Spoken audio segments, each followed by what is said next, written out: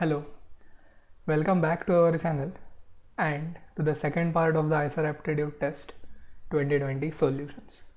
In our first part, we solved the first 7 questions from the mathematics section, and in this video we are going to resume our discussion of the questions starting with the question number 8. So we'll start with the 8th one. Let S be the set of ordered pairs A, B such that both A and B are rational numbers. Okay, the standard symbol to denote the set of rational numbers is the set Q. Okay, and let L be the line y equal to mx plus c. Which of the following statements is not correct? That means we have to identify the statement that is not right. Okay, first one, if L passes through 2 points of S, then M must be rational.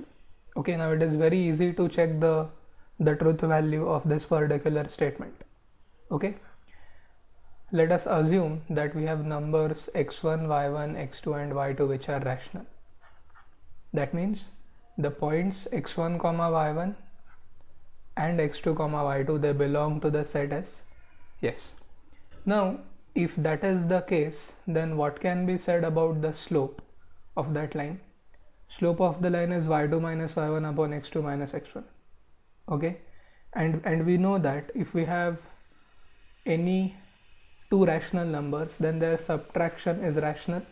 So y2 minus y1 is a rational number, and so is x2 minus x1. Okay, and we also know that the division of the rational numbers is also a rational number, provided the denominator is not equal to 0. Okay, now what they are saying is M must be rational. So is it true if L passes through 2 points of S? Yes, of course, because this slope y2 minus y1 upon x2 minus x1 is rational. Okay, so statement 1 is correct.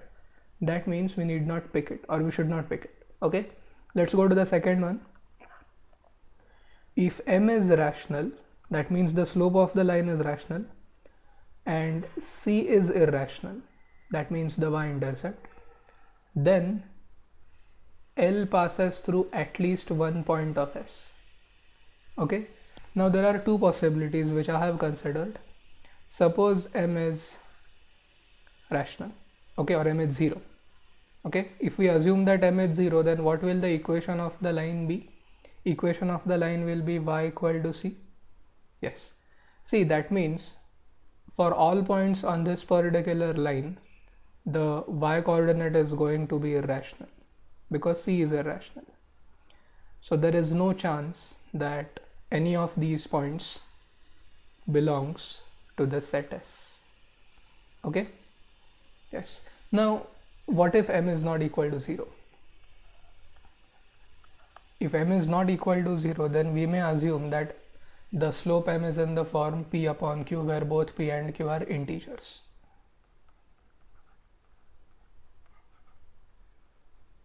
Okay, now if both P and Q are integers, then we can make the following rearrangement to get the y-intercept on one side.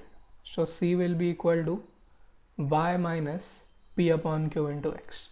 Okay, then that gives us, on simplification, C equal to Q into y minus P into x upon Q.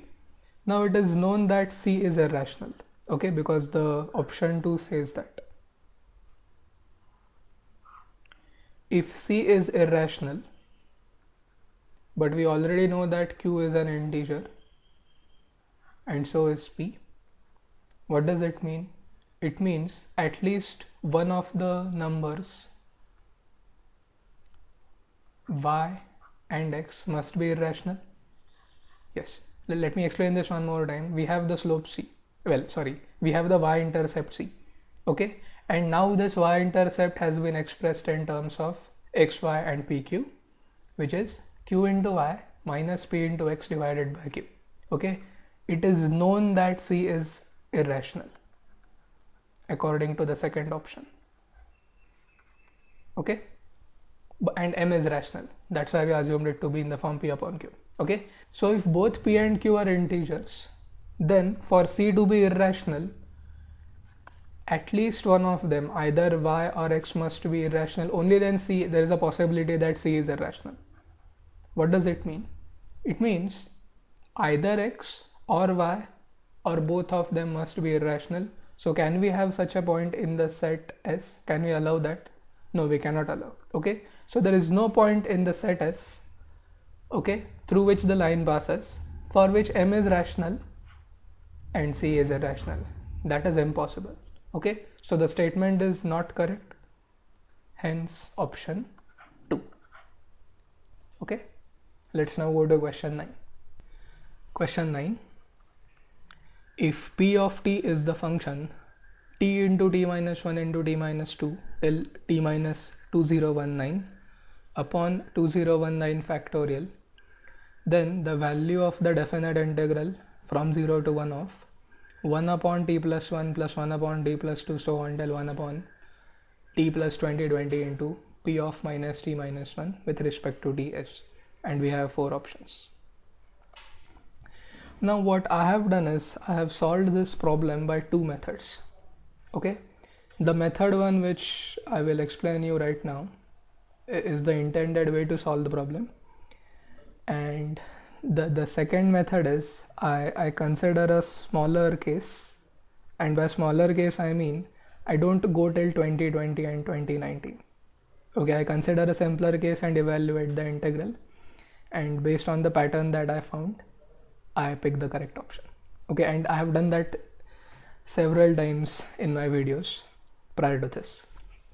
Okay, so let me now tell you the intended way to solve the problem, and then we will see the shortcut or simplified version, I should say. Okay, now the first thing that you should understand is it makes no sense to actually integrate this by parts or by whatever method you want. Okay, because there are a lot of terms, but because in p of t you have product of functions, okay, you can think of logarithmic differentiation, or at least taking the log, and that has turned out to be the crucial part in this entire solution. Okay, first you note that here you don't have p of t, but here you have p of minus t minus 1, but don't substitute for minus t minus 1. Okay, even this is going to work, or it works. So if p of t is this, you have to replace t by minus t minus 1, and that's what I have done here. T should be minus t minus 1, t minus 1 should be minus t minus 1 minus 1, so that will be minus t minus 2, and you have to go till the last one where 2019 will change from 19 to 20. Okay, so minus t minus 2020, and you have to keep this 2019 factorial as it is. Now this really does not play any role in the problem, this part, but it's there, okay, to confuse you. Now what I have done is I have called p of minus t minus 1 as q of t. All of you will agree that it is still going to be a function of t, so let's call it q of t. Okay, now if you take the negative sign common from all the terms, you'll get t plus 1 into t plus 2 into t plus 3 till t plus 2020, and there will be 2020 powers of minus 1. So this number is actually 1 because it is an even power of negative 1. Okay, and now if you take the logarithm, as I was talking about, as I was telling you, then after taking the log, these terms get split, right? Multiplication gets converted to addition. So it will be log of t plus 1 plus log of t plus 2 so on till log of t plus 2020 minus log of 2019 factorial. Now having obtained log of q, we focus on our integrand. Okay, and then it should occur to you that this part of the integrand is the derivative of the right hand side, 1 upon t plus 1 plus 1 upon t plus 2 so on till 1 upon t plus 2020. So if you get it, then you are done. Okay, you differentiate both sides with respect to t, and that's what you do in logarithmic differentiation. Okay, so 1 upon q into dq by dt will be 1 upon t plus 1 plus 1 upon t plus 2 so on till 1 upon t plus 2020. Okay, and now you observe this. What did we replace p of minus t minus 1 by? q of t.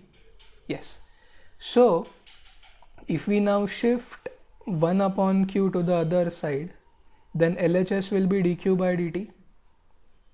Yes, and what will RHS be? 1 upon d plus 1 plus 1 upon d plus 2, so on till 1 upon d plus 2020 into q. Okay, so this q is what they have in the integrand as p of minus t minus 1, isn't it? So the integrand is now dq by dt, isn't it? So that p of minus t minus 1 is now q, and this is the first part of the integrand, and this whole thing is now dq by dt.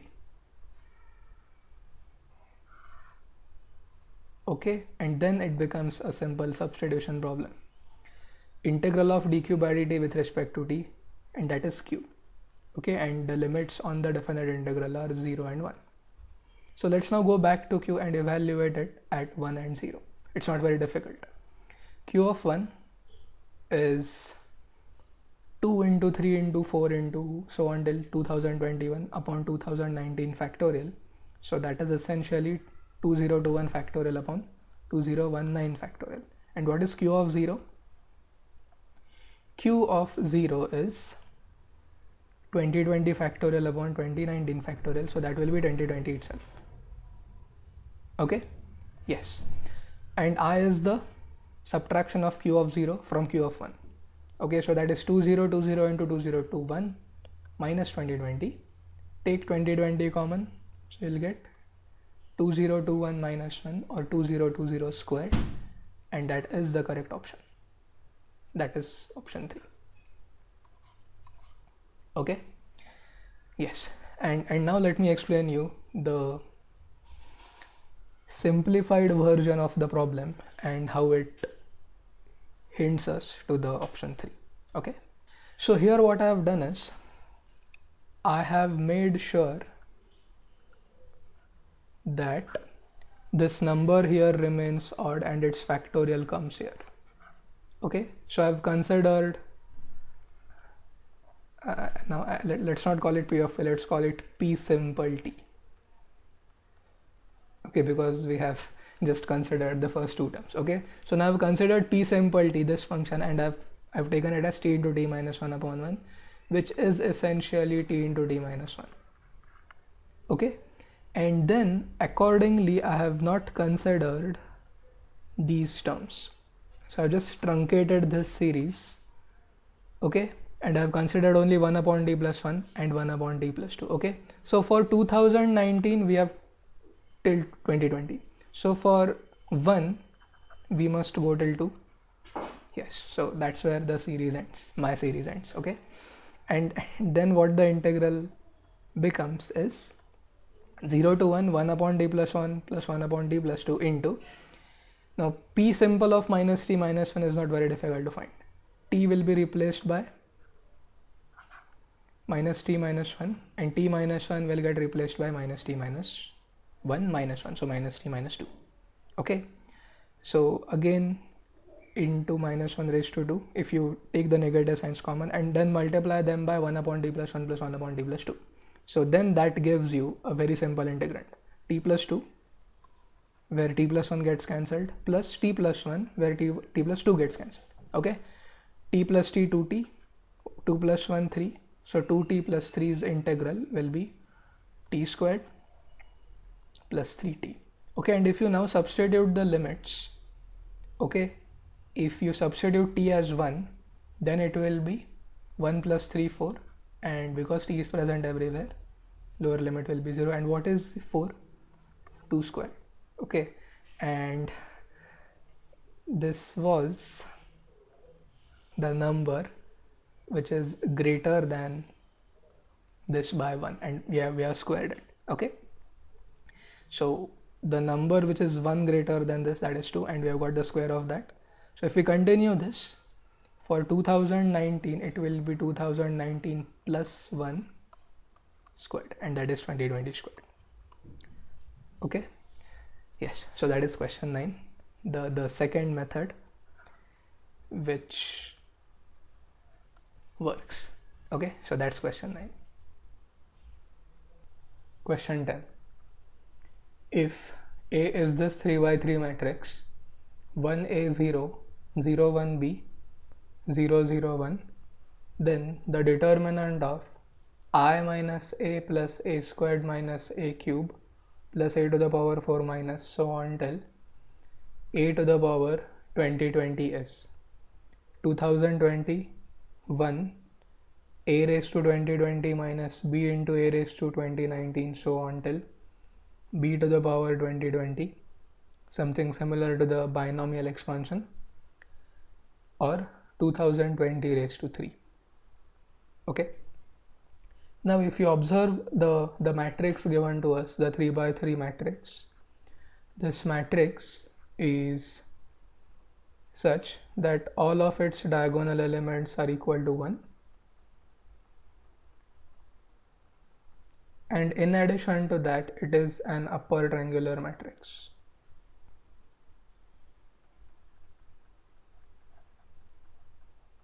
Because all the elements below the principal diagonal are 0. Okay. Now if you just make this simple observation that if you have two upper triangular matrices u1 and u2, see, I'm not squaring A, okay, I'm taking two matrices which both are of the similar form, okay, that is both of them are upper triangular, yes, and in addition to that both of them have the elements along the principal diagonal equal to 1, and I have not put any condition or any restriction on these three, the elements that are above the principal diagonal, okay. And if you take the product of u1 and u2 and focus in particular on the elements along the diagonal and the elements below the diagonal, then you will find that the matrix that you are going to get is again going to be of the same nature, that is, it is going to be an upper triangular matrix and the elements along its principal diagonal will be 1. Okay, so let us just check it. If we take the dot product of the first row of u1 and the first column of u2, then that will give you 1. Yes, 1 into 1 and then 0 0. Let's now go to second row of u1 and second column of u2. Okay, so 0 into A 0 plus 1 into 1 1 plus Z into 0, so again 1. And finally, because in R3 of u1 you have 0 0 1 and in C3 of u2 you have BC and 1, it must be 1. Okay, so as far as the diagonal elements are concerned, then they are preserved under the multiplication. Okay, then let's consider these three. Okay, let's consider R2 of u1 and C1 of u2. Okay, 0 into 1 plus 1 into 0 plus Z into 0, so 0. R3 and C1 0 0 0. Okay, and then R3 and C2 0 into A 0 plus 0 into 1 0 plus 1 into 0 0. Okay, now why is this helpful? Okay, this is helpful because we need to find the determinants, well, not really the determinants, but if at all we are to find the matrix, this resulting matrix, and then its determinant, it will be very much useful to note the fact that all these matrices A squared, A cube, A to the power 4 and so on, okay, all of them will be upper triangular, right? If u1 were equal to u2 equal to A, then this matrix that we would have got would have been A squared. Okay, but because we have not put any restriction on x, y, z and a, b, c, this even applies to A squared into A, or in general any two powers of A. Okay, that's the main thing to be understood. Now if you recall this property of upper and lower triangular matrices, that their determinant, okay, their determinant is the product of the diagonal elements, okay, then all of these matrices A squared, A cube, A to the power 4, all of them will have determinant 1, including the identity matrix. Yes, and this is now going to help us in solving this problem. Okay, How? Let's focus on this particular matrix polynomial, I minus a plus a squared minus a cube, so until a to the power 2020. Okay, now what I'm going to do is I'm going to consider the first two terms. Okay, that is I minus a. Now because I, a squared, a cube, a raised to 4, a raised to 5 and so on, all of them are in the form 1 1 1 and 0 0 0, and you can have any elements here. If you are going to perform I minus a, okay, then the matrix that you are going to get will be 0 0 0 0 0 0 and some entries here. Okay, so this is going to be the form of I minus a.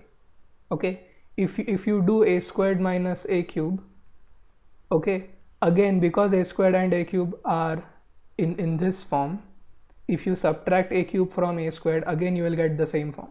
Okay, 1 minus 1 1 minus 1 1 minus 1 0, and you already have zeros here as we proved here.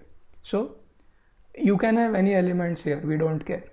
Okay, what we care is the determinant or the matrix that is resulting. Okay, now this pattern can be or is going to repeat for a to the power 4, a to the power 5, a to the power 6, a to the power 7, so until a to the power 2018 and a to the power 2019. That is, all odd powers of a will have negative sign and all even powers of a will have positive sign. Okay, so even if you add those determinants till this, you will eventually get a determinant which will be in the form 0 0 0 along the diagonal and 0 0 0 below the diagonal. Okay, and if you add a raised to 2020 to this particular result or resulting matrix, then you will again get a matrix which will be very similar to this, because elements below the principal diagonal, they are all 0, so these zeros will not make any difference or they will stay there. Okay, and 0 0 0 along the diagonals, they will get added to 1 1 1, so 1 1 1. Okay, it means this addition of matrices or this matrix polynomial, if you may call it, is always going to be in the form Z. Okay, 1 star star 0 1 star 0 0 1. Now by star I don't mean the same entry, I mean any real entry. Okay, you need not have the same elements here. So then if that is the case, then what is the determinant of Z? Again it is an upper triangular matrix, so the determinant is going to be the product of the diagonal elements, 1 into 1 into 1, so 1. And do we have it? Yes, we do. That is option 3. So what I think is you should not get confused as to how am I going to determine a squared, a cube, a raised to 4 till a raised to 2020. Okay, this problem is based on the very simple fact that if you have two upper triangular matrices, okay, whose diagonal entries are 1, then their product will again be a member of the same family. Okay, that is, it will be upper triangular and the elements along the diagonal will be 1 1 and 1. Okay, so the values of a and b are not going to play any role in determining the determinant, at least. Okay, they will be present in a raised to 2020. Okay, but we need not worry about their form. Okay, what power of a and what power of b. Okay, so that is question 10. Let's go to question 11. 11th question. Let C be a circle which passes through -2, 1 and 0, 3 and whose center lies on the line y minus x equal to 1. Then which of the following points lies on C? 1, root 2 plus 1, 1, root 3 minus 1, 1, root 3 plus 1 and root 2 plus 1, 1. Let us call the points as a and b through which the circle is passing. Okay, and what I found is if you draw the figure here, then it is much easier to solve the problem. Okay, so in this circle, in this figure, the yellow circle is the required circle C, okay, on which the points A and B lie.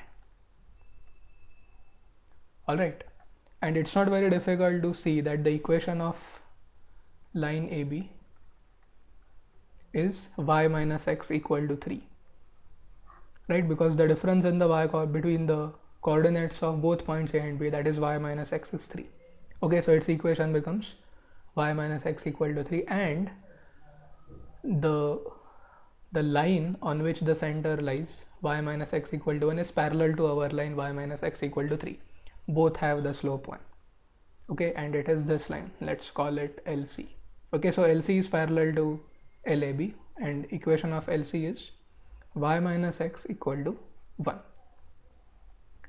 Now our job is to determine the coordinates of the center of the circle. Okay, and to do that we need to find another line passing through the point C, okay, or at least its equation. So to do that, what I have done is I have found out the midpoint of segment AB or chord AB using the midpoint formula, and that point is M. 0 plus minus 2 is minus 2 upon 2 minus 1. 3 plus 1 4, 4 upon 2 2. Okay, and secondly, you know that if you take any circle and join the midpoint of the chord and the center, then that line will be perpendicular to the chord. Okay, so that then gives us the slope of CM, which is minus 1, because slope of AB is 1 and product of slopes of two perpendicular lines is negative 1. So having obtained the slope of CM and one point on the line, we can use the slope point form. Yes, y minus y1 equal to m into x minus x1, and slope is minus 1, correct?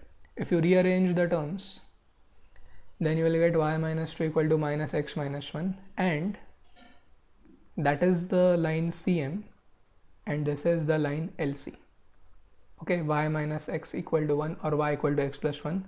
If you simply add these two equations, then you will get 2y minus 2 equal to 0, because everything here will get cancelled.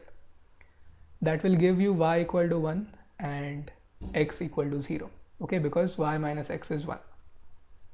So having obtained the coordinates of point C, we can easily determine the radius now. Okay, just find the distance between points B and C. Both lie on y-axis now, so the radius is going to be 2 units, right? 3 minus 1, 2. And now we can check for the options. That is, we need to find the distance between the center of the circle C and the points. Okay, so if you start with the first one, then the distance is going to be, okay, the first point is 1 comma root 2 plus 1. So the distance between these 2 points will be 1 minus 0 1 squared plus root 2 squared, so 3, which is not equal to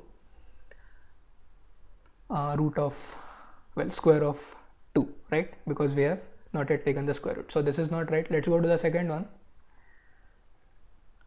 1 comma root 3 plus 1. Yes, that is going to give us the correct option, right?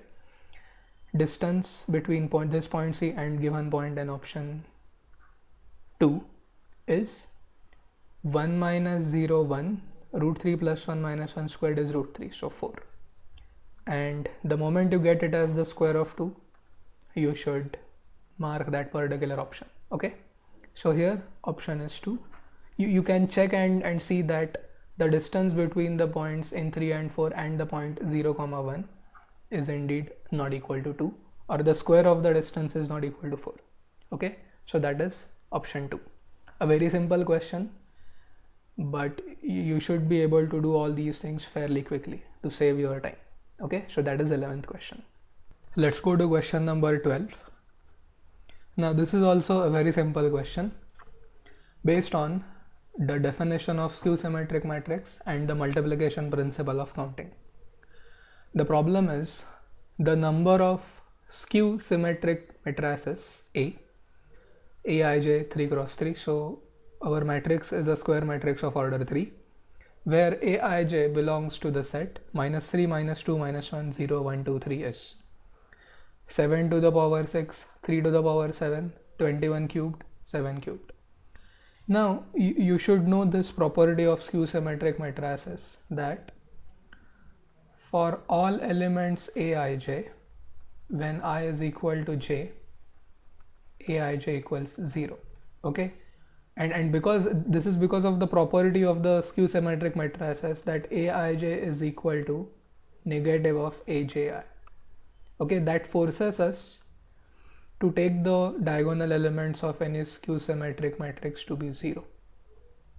Okay, because if I have A11 to be something, let's say alpha, and if it is minus Aj, so that alpha must also be minus A11. That means alpha equals minus alpha, and there is only one solution for this. Okay, yes, so that means the diagonal elements are 0.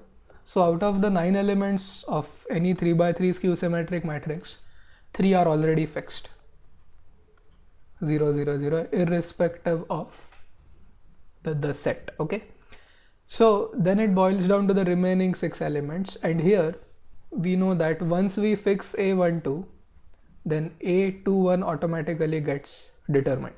Okay, A21 will be minus A12. Same thing with A13 and A31.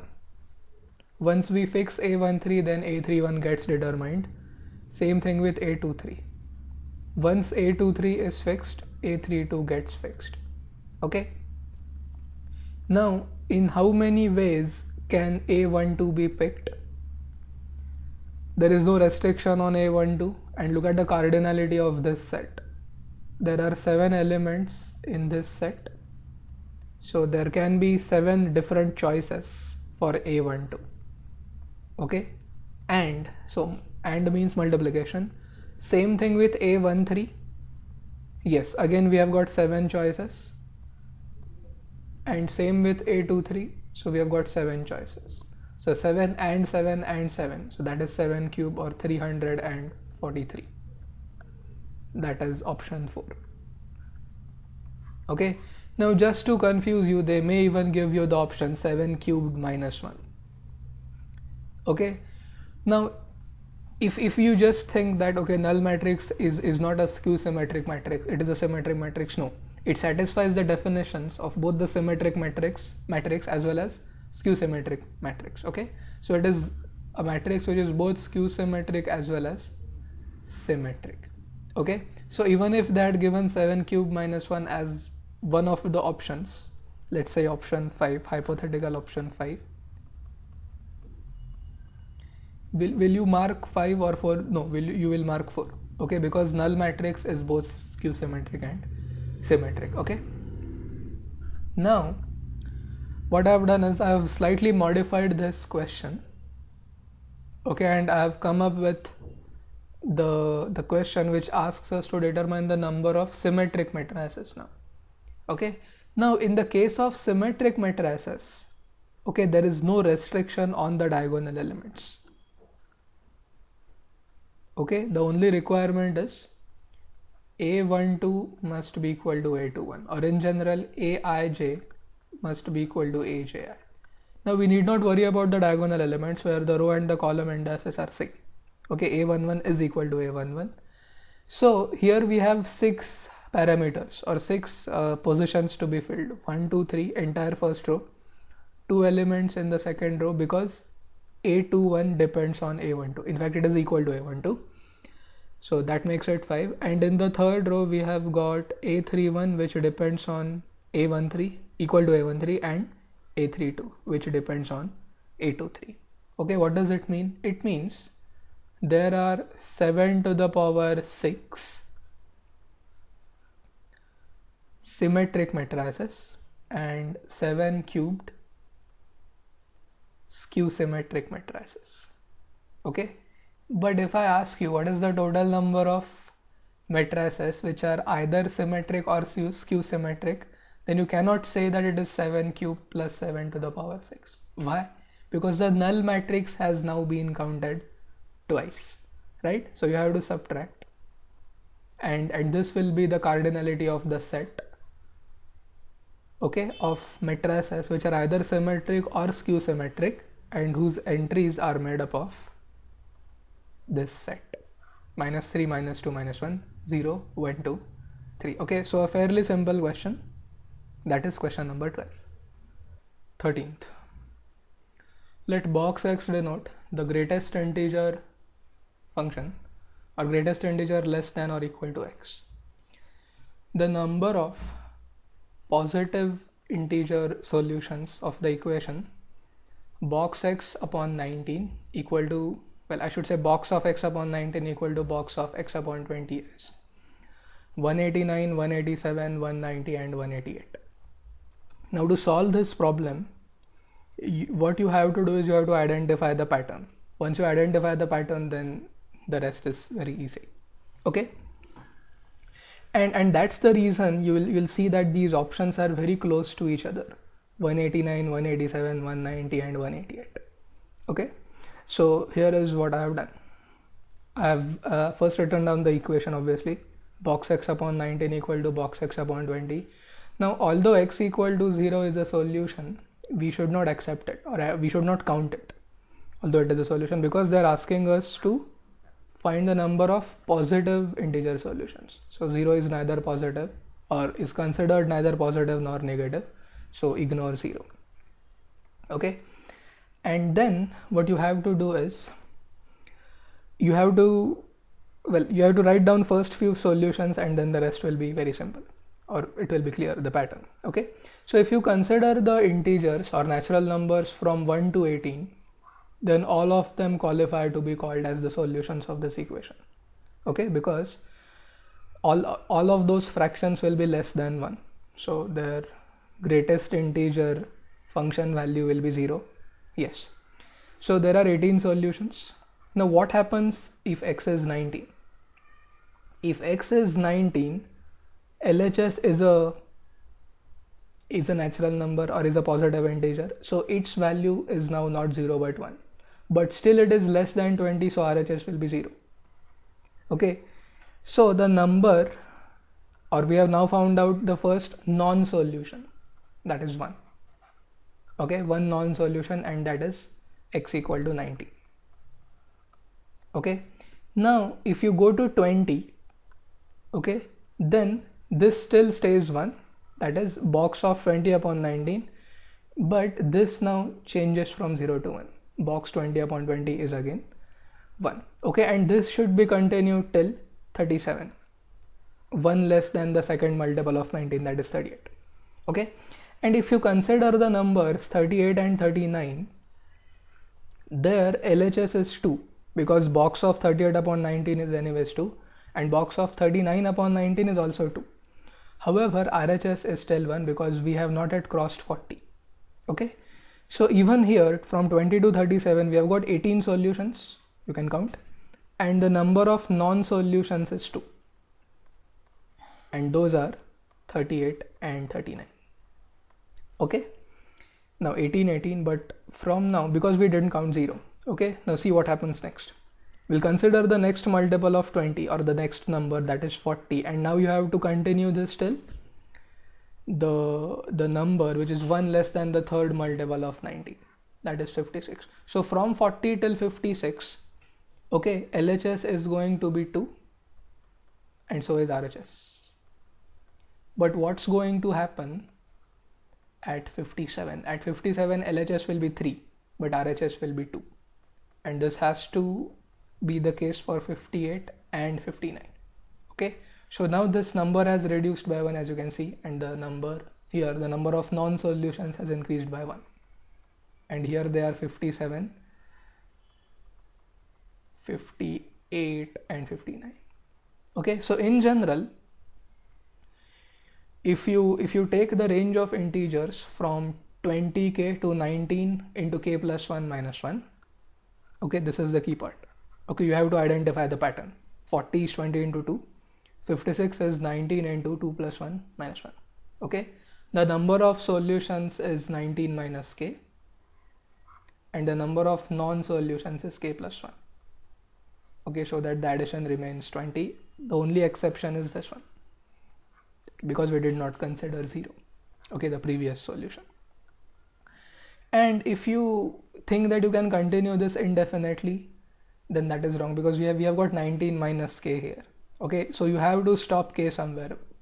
Okay, only then you can prevent this number from becoming negative. Okay, so well, now you can just write down this pattern.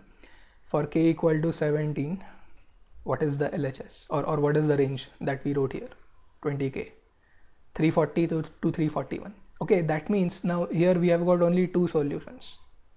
Okay, that means 342 is a multiple of 19. It is in fact 19 into 18, and 340 is without a doubt a perfect multiple of 20.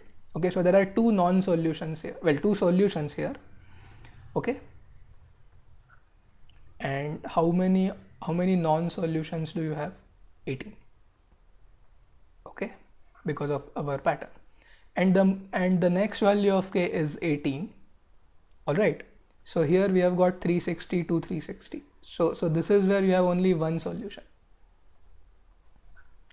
Okay, you can check. So there are 19 non-solutions, and once you cross this, okay, once you cross it, then there will be this difference between the LHS and the RHS, and the least difference is now going to be 1.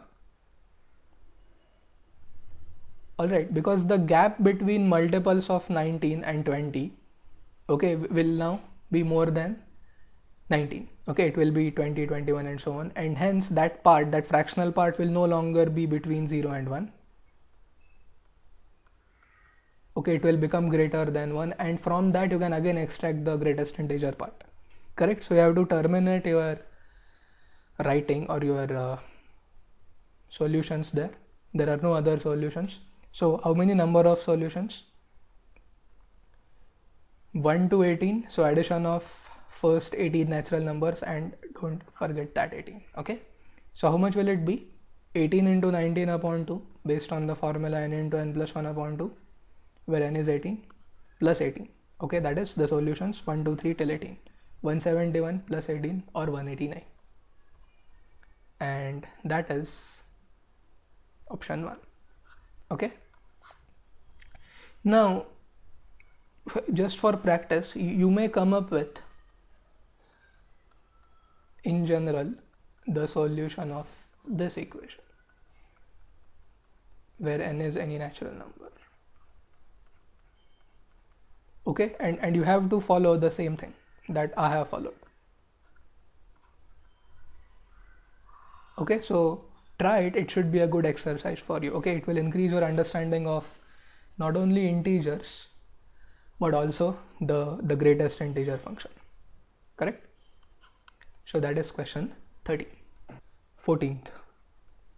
If f of x is ax squared plus bx plus c, and f of 1 upon n is equal to n plus 1 upon n squared for all natural numbers, then what is the value of the limit as x tends to 0 of f dash of x?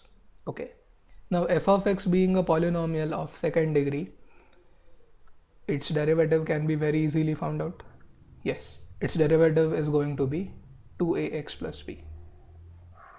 Okay, if f of x is ax squared plus bx plus c, and the limit of this derivative as x tends to 0 will be b, because it is 2a into 0 plus b, definitely not an indeterminate form.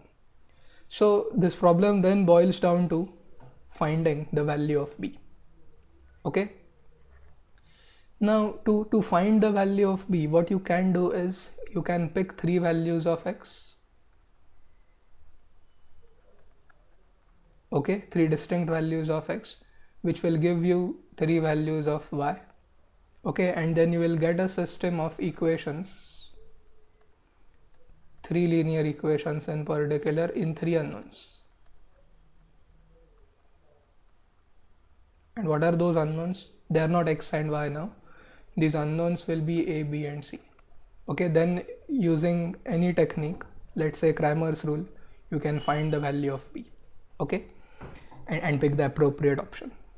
Okay, but if you use this second part, that f of 1 upon n is equal to n plus 1 upon n squared for all values of the natural numbers, then that is an indicator that there is no need to find a, b, c. You can easily determine the values of a, b and c by considering the second part. Okay, yes. Now see, if f of 1 upon n is what was it, I guess 1 plus n upon n squared. Yes, if f of 1 upon n is n plus 1 upon n squared, can you split the numerator? Of course you can. Okay, so if you split the numerator, then it will be 1 upon n squared plus 1 upon n.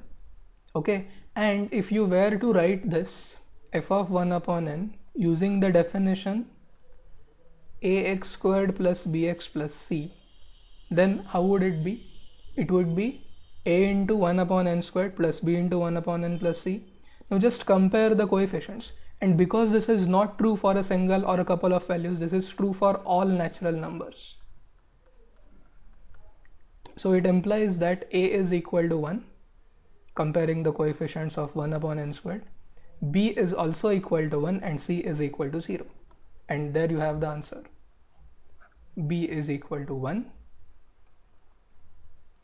That is option A. Okay, or option 1. See, you have to save, if you have to save time, then you have to go to the second part. Okay, if you are happy with matrices or Cramer's rule, you can pick any three values of x and solve them. Okay, so what I did is I actually verified our answer by doing that. Okay, so I took f of 1, 1 upon 2 and 1 upon 3, which are 2, 3 by 4 and 4 by 9 respectively, and then I got a system of linear equations in three unknowns, a, b and c, and as you can see, those equations are here.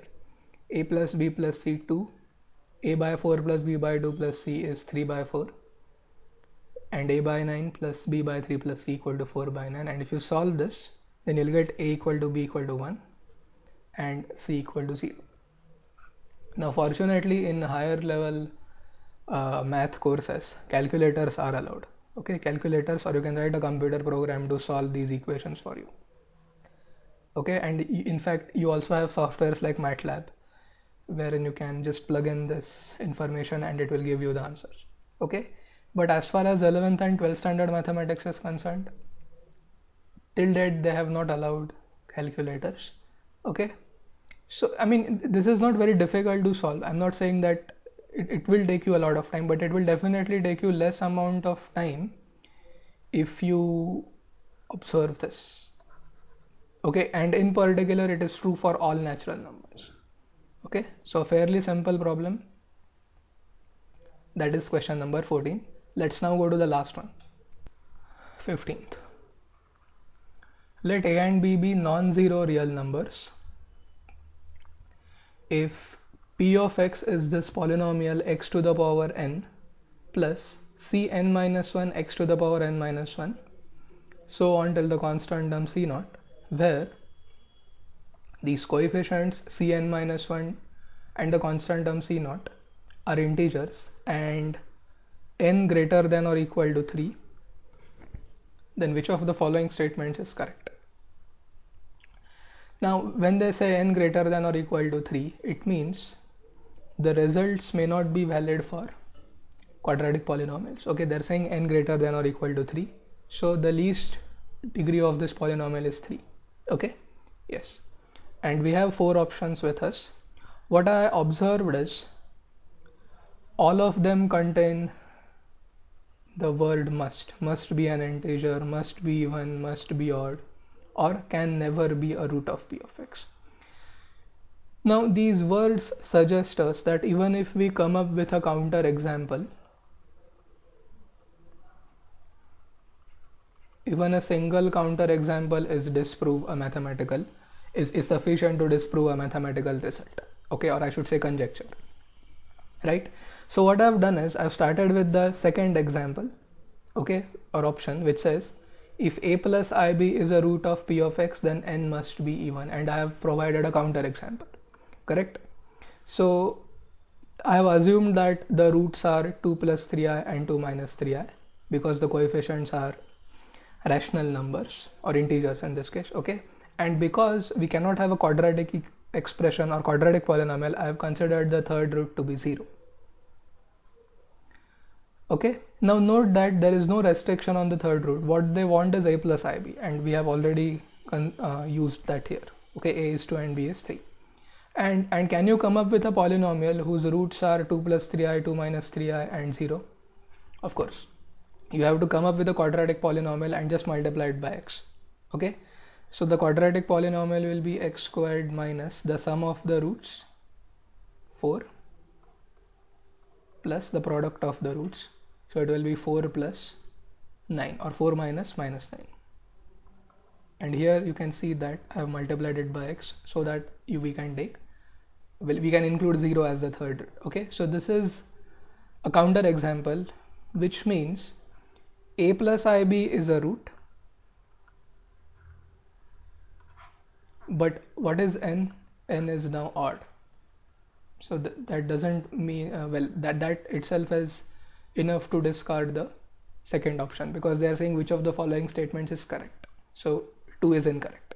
Okay, the degree of our polynomial is 3, although we have got a plus ib as a root. Okay, now let's discard or disqualify option 3. In option 3 we have, if a is a root of p of x, then n must be odd. Well, again we can easily come up with a counter example.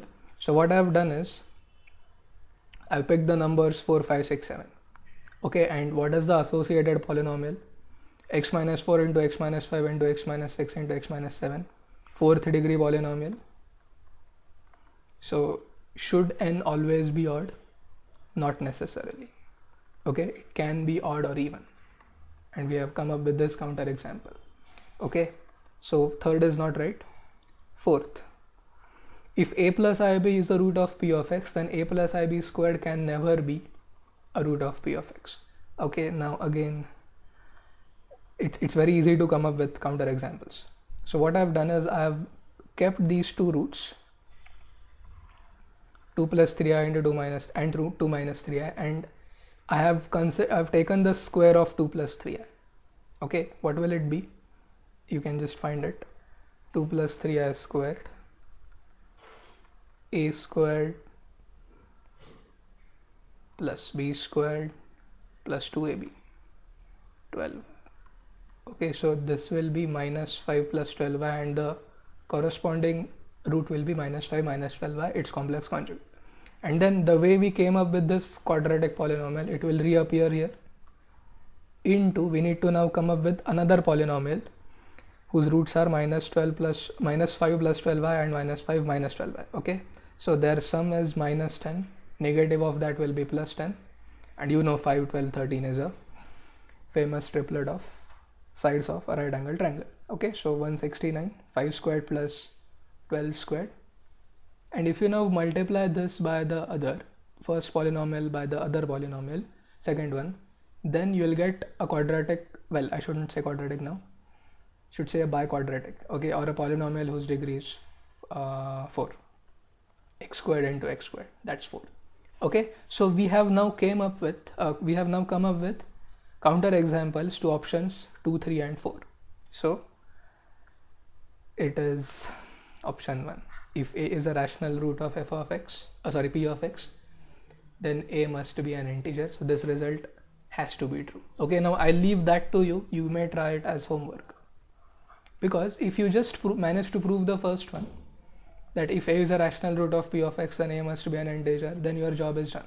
There's no need to come up with the counter examples. Okay, but for me, when I read this problem for the very first time, including the options, I immediately realized that it is easier to come up with such examples to disqualify options 2, 3 and 4.